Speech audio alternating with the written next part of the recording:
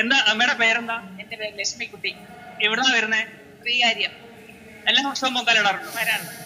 ഇപ്പൊ എത്ര വർഷമായി പൊങ്കാലിടുന്നു? 33 വർഷമായി. 33 വർഷമായി. ഇത്തവണ എന്താ അമ്മയ്ക്ക് നിവേദ്യമായിട്ട് ഉണ്ടാക്കണേ? ഇന്ന് തെരലി ഇല ഉണ്ടാക്കും, വെള്ള പായസം ഇടും, പൊങ്കാലി ഇടും. വെള്ളപ്പായസം, അത് ഞാൻ ശർക്കര ചേർക്കാത്തത്. അതിലെന്തൊക്കെയാ ഉപയോഗിക്കുക? അതിൽ തേങ്ങ, പിന്നെ മുന്തിരി, പിന്നെ തേങ്ങ മുന്തിരി ഇതൊക്കെ ഉള്ളു, വേറെ ഒന്നും ഇല്ല അതിനകത്ത്. പിന്നെ ചിലര് പാലൊക്കെ ഒഴിക്കും.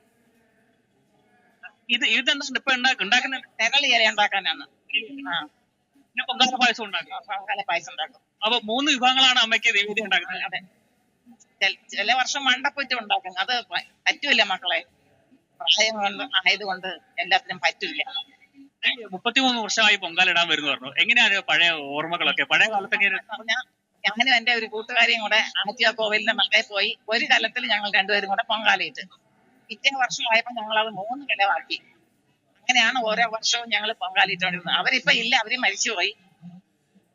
അതേ ഉള്ളു, വേറെ വിശേഷം ഒന്നുമില്ല. ഒറ്റയ്ക്കാണോ വന്നത്? വേറെ ആൾക്കാരുണ്ടോ?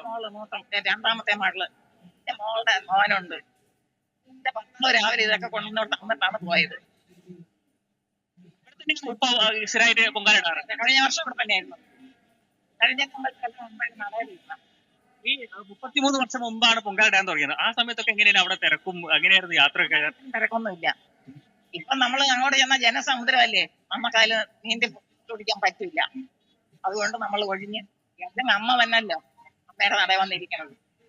അമ്മയ്ക്ക് ഓരോ വിഭവങ്ങൾ ഉണ്ടാക്കുമ്പോൾ അതിന്റെ ഒരു കഥകളുണ്ട്. ഈ മണ്ടപ്പുറ്റിന് ഒരു പ്രത്യേക ഒരു ഇതിന് വേണ്ടിയിട്ടാണ് ഉണ്ടാക്കുന്നവർ. എന്ന് പറഞ്ഞാൽ തലവേദന, അങ്ങനെയുള്ള വിഷമങ്ങളൊക്കെ മാറാനാണ്, തലയ്ക്കകത്തുള്ള രോഗങ്ങളൊക്കെ മാറാനാണ് മണ്ടപ്പുറ്റ് എന്ന് പറയുന്നത്. മണ്ട എന്ന് പറഞ്ഞാൽ നമ്മുടെ തലയല്ലേ, അതാണ് മണ്ടപ്പുറ്റ് എന്ന് പറയുന്നത്. അതിന് ശർക്കര, തേങ്ങ, ചെറുപയർ പൊടിച്ചത്, അരിപ്പൊടി, ഏലക്ക പൊടിച്ചത്, ഇത്രയും ചേർക്കും. കൈ കൊണ്ട് നനച്ച് കുഴച്ച് ഉരുട്ടി നമ്മളൊരു പുറ്റിന്റെ ഒരു ആകൃതിയിൽ ഇഡലി പാത്രത്തിന്റെ തട്ടിൽ വെച്ച് വേവിക്കും. അതാണ് മണ്ടപ്പുറ്റ് എന്ന് പറയുന്നത്. അല്ലാതെ വേറൊന്നും ഉണ്ടാക്കൂല. മറ്റു വിഭവങ്ങൾക്കൊക്കെ എന്തെങ്കിലും ഉണ്ടോ അതേപോലെ മണ്ടപ്പുറ്റ് പോലെ? വേറൊന്നുമില്ല. ഇത് 4 കാര്യങ്ങളാണ് പൊങ്കാലയ്ക്ക് സാധാരണ ഇടാറുള്ളത്. എല്ലാവരും അങ്ങനെ തന്നെ. ഏറ്റവും പുതിയ വാർത്തകളും വിശേഷങ്ങളും വിരൽ തുമ്പിലറിയാൻ സീ മലയാളം ന്യൂസ് എല്ലാ ഡിജിറ്റൽ പ്ലാറ്റ്ഫോമുകളിലും ലഭ്യം.